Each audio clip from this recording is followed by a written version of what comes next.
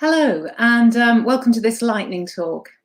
I'm Rachel Pownell, and I'm one of the Knowledge Exchange Managers for the Southwest Creative Technology Network, or SWCTN, as we like to call it.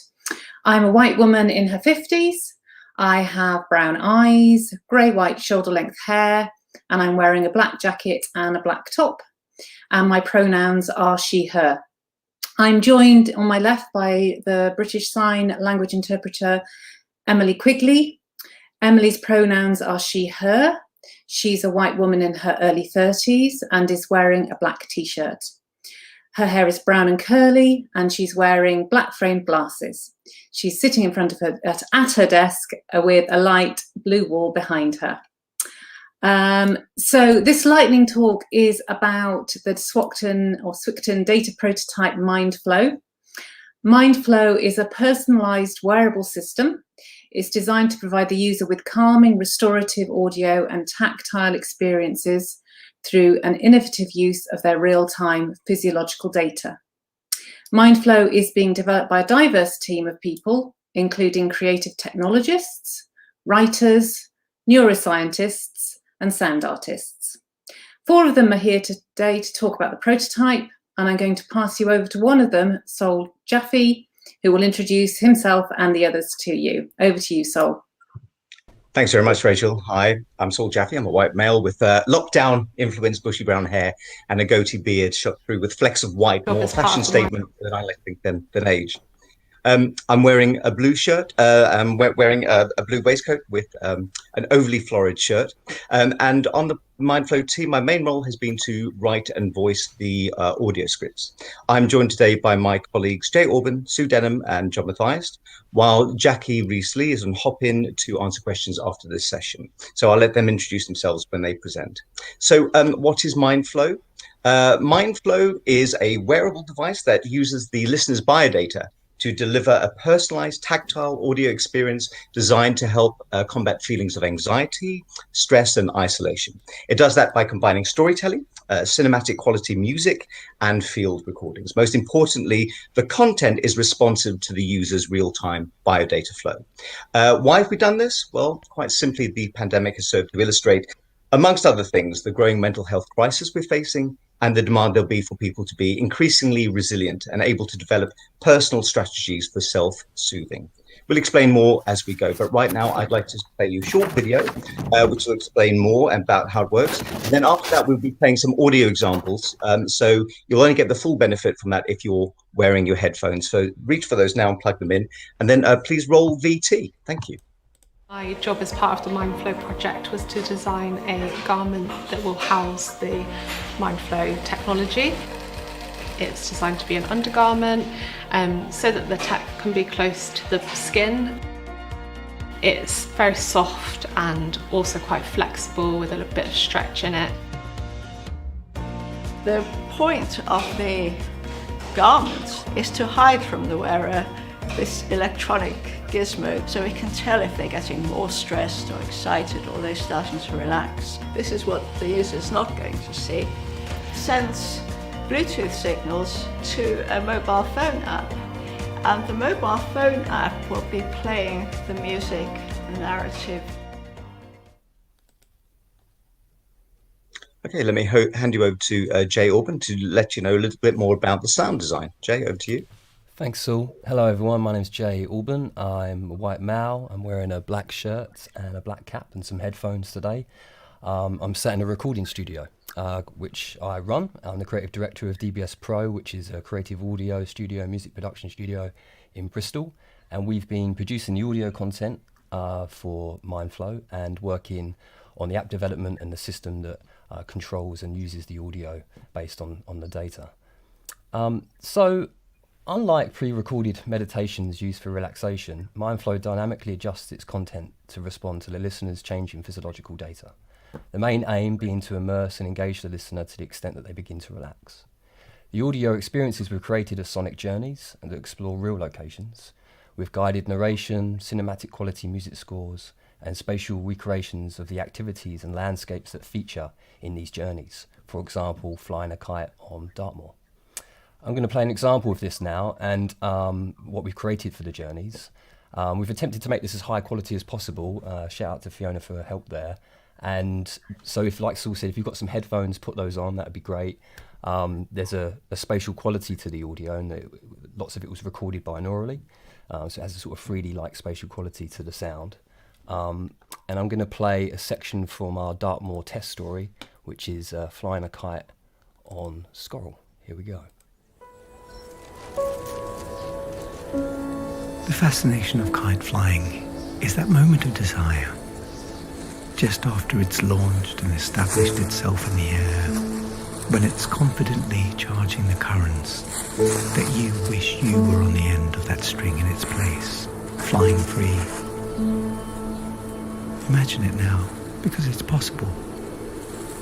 Close your eyes if you choose, and project yourself up the length of that taut string, never perfectly straight. Instead, it's gently curved in concession to the wind's strength. Follow that line from the hands that hold the spindle, up to where it anchors the floating body of the kite in its place. And imagine it's you, light, held, anchored. You might picture yourself with wings outstretched, a bird of prey surveying its kingdom. That's up to you.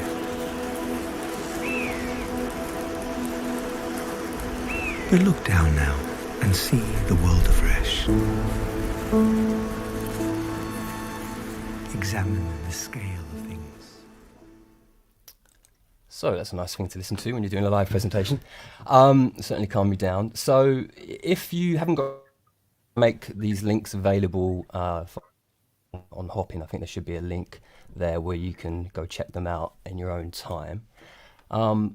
And so whilst our overall audio content, all of the content is designed, at times a listener might need some help getting there. For example, they might want more sonic stimulation, more reassurance from the narrator, more tension and release in the music, a faster pace of narrative. And to accommodate these needs, we've created multiple variations of all the audio content that features in the story. And we refer to these variations of our modes as our modes of intensity, and there's a high and a medium and low.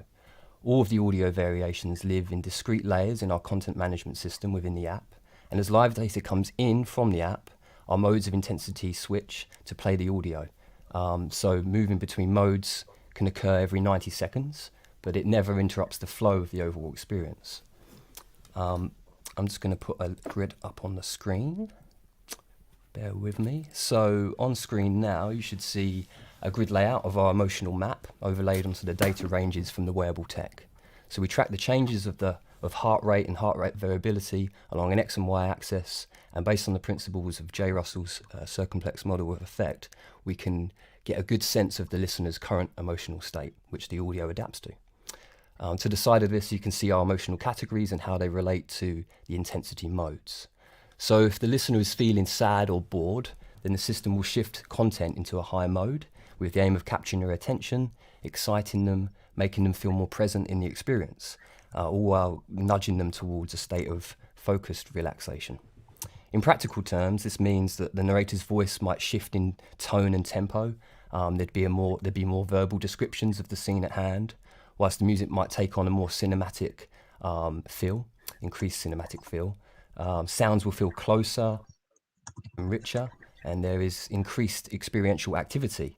For example, in our Riverwalk section of the Dartmoor story, in high mode, you wouldn't just dip your toes into the river, and paddle. You'll submerge both feet, splash them about, and you hear the water sort of come up and bubbles come up around your feet and pop on the surface.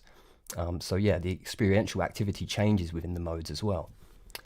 Let me play you another example of the mode shifting. So I'm going to play 2 clips, about 20 seconds each, of high mode climbing Kess Tour, which is on the east side of Dartmoor where all of our first stories set. This is high mode, and then there'll be a short gap, and then it will switch to low mode. I've just cut these sections out. It's the same piece, delivered in 2 different ways. Here we go, high mode. As individual as these tours are, they do share some similarities. Each looks as if it has been fashioned by a whimsical creator who's slowly whittled away the surrounding layers to reveal twisting granite rockheads that burst up through the ground heading for the skies.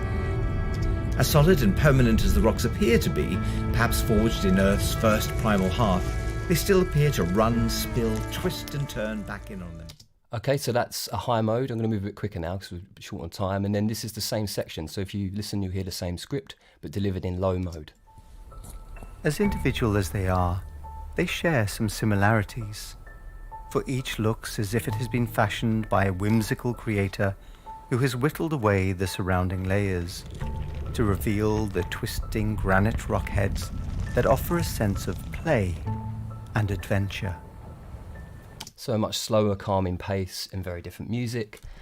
So all of this comes together in our test story, A Walk on Dartmoor, which is formed of an intro and then 4 chapters, each taking place in a different location on Dartmoor with an associated activity. Each of those chapters is about 4.5 minutes long. Like I said, you switch modes every 90 seconds.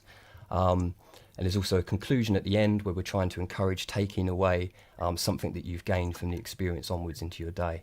For the story, for this test story, Live Data structures a 20-minute experience for the listener, over an hour's worth of audio content available.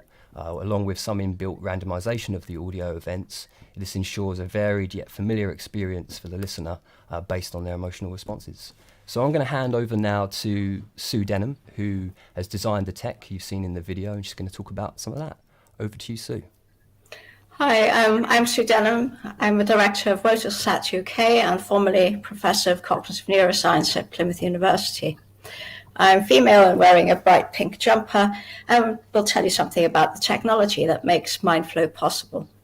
So our technological aim was to develop a device that can, as if by magic, detect how the wearer is feeling in order to immerse them in the sensory experience that gives them feelings of comfort and delight. We developed what we called the hard pad, the wearable circuit you saw in the video, together with the weighted vest that holds the hard pad in a pocket at the back.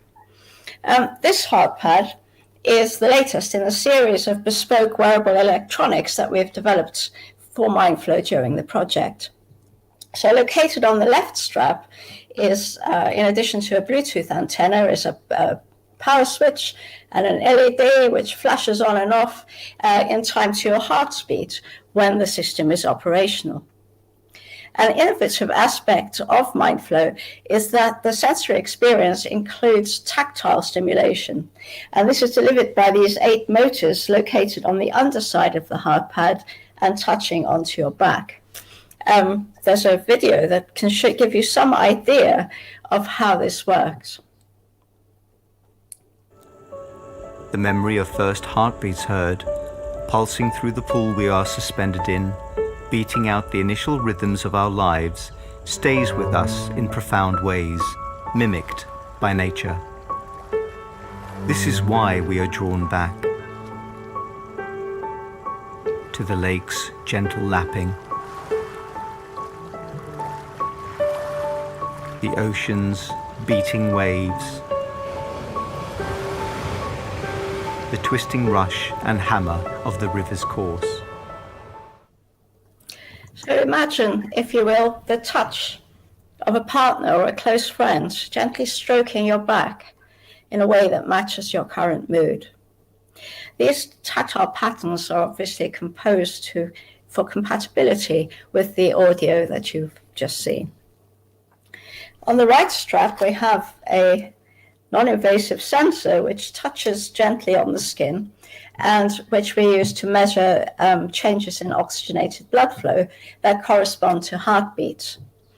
And then at the heart of the hard pad is this microcontroller where we have signal processing algorithms that extract changes in heart rate and heart rate variability as the user goes through their experience, and allows us to infer something of their emotional response to their experience.